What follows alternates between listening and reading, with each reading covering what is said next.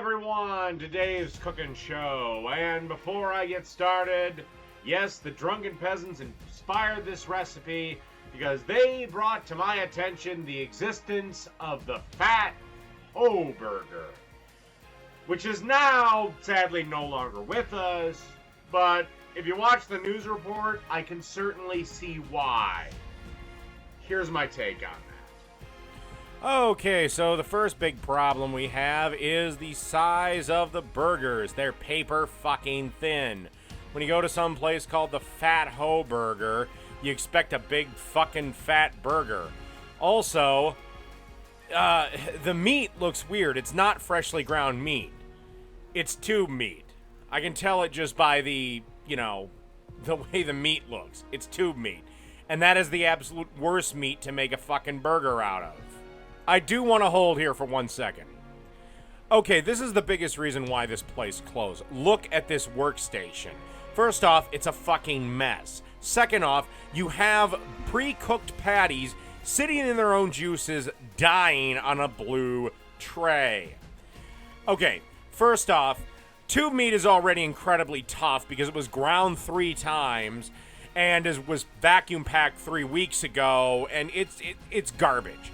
And I can tell that there's not even any crust on these burgers. You can just tell by the burgers it's tube meat. Okay, so not only are your burgers going to taste like fucking rubber hockey pucks, but you're allowing them to cool, which is going to make them even tougher and less enjoyable to eat.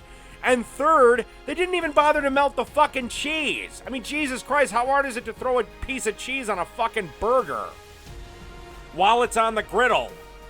It ain't that fucking hard. So, basically, this is why this place went out of business. They treated their fucking burgers like they were hockey pucks. They let them cool, sitting in their own juices. I don't even know what the fuck that shit is right there above the little Fox logo. So, yeah, any wonder why this place went out of fucking business? Yeah, kinda not a shocker of why that place went out of business. I mean, if you're gonna open up a fucking burger place, you might want to have a good fucking burger, but not to worry. I, Dave, from Dave's Cooking Show, is a man who has eaten his fair share of burgers in his day. Will teach you how to make the Fat Hoe as it should have been. Okay, let's start the Fat Hoe burger, and the way we're going to start it is with some ground beef. Now, we're going to make our own ground beef. Now, this is a chuck roast, and you just want to chunk this up, and you want to leave the fat in there. Don't worry, the ratio will work itself out in the grinder, and the ratio will be about 80-20, give or take. But you don't want to cut the fat out. You need the fat in your burger if you want a juicy fucking burger. So you just want to cut this up into fairly big chunks, and we'll be ready for the grinder in a minute. Okay, now that we got that roast all cubed up, time to grind some hamburger meat. On my grinder, I have got the coarse die inserted, and just going to grind this meat once. You always want to only grind it once, just kind of my opinion. But if you grind it twice, I found it kind of takes on a weird texture. So just grind it once. And again, coarse grinding. And again, like you see, you're seeing a lot of fat come out right now. Don't worry. It'll work itself out when it's in the bowl. And I'm forming the patties. Okay, time to make some burger patties.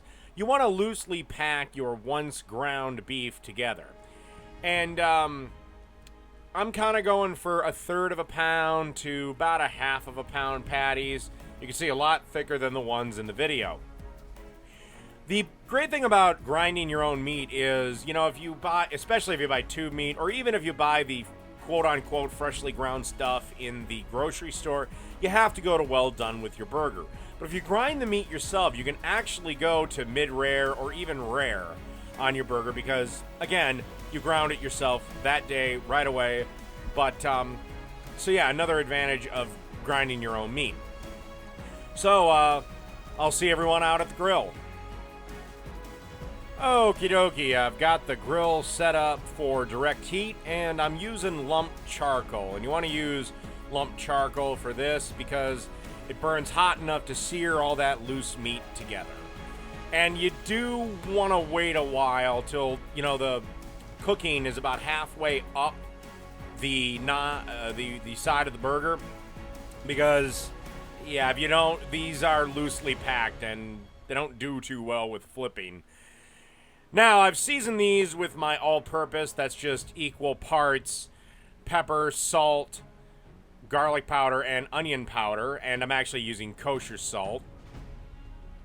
And then you want to generously season the other side of these, and don't worry about over-seasoning them, because you lose 50% of the seasoning when you go to flip it anyway, so yeah, most of it's going to fall off anyway. Alright, let's let these things cook, and I'll be back at the next step.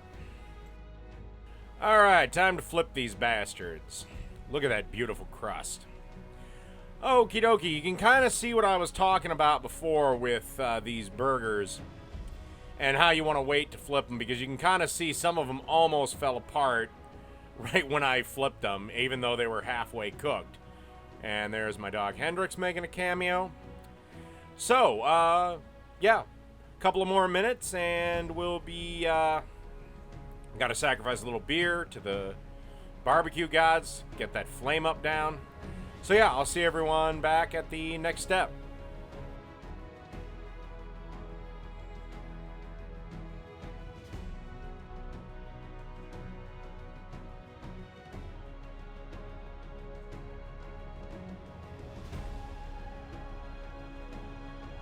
Alright, thanks to the magic of cooking show editing and lesbian kisses, these burgers are done. Just gave them a little touch test to make sure they're done. Got the proper resistance for what I'm going for.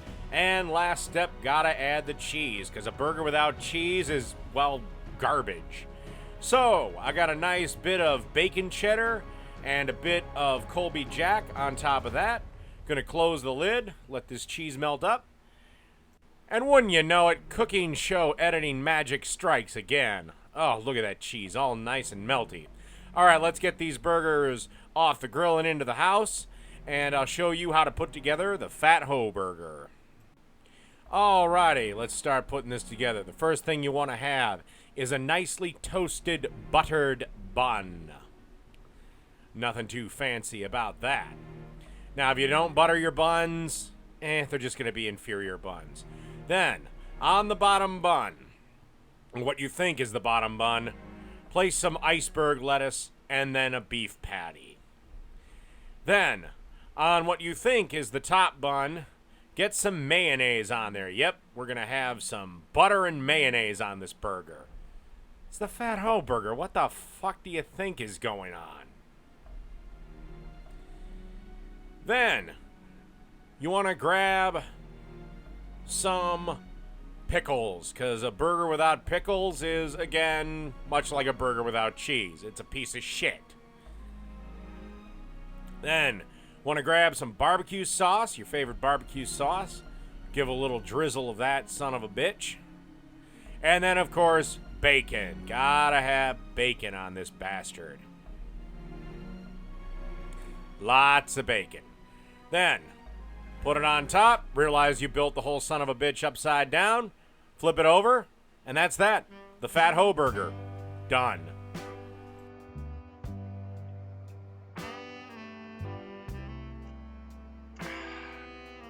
And that's the Fat Hoe burger, just leaving me and the drunken peasants to wonder what might have been.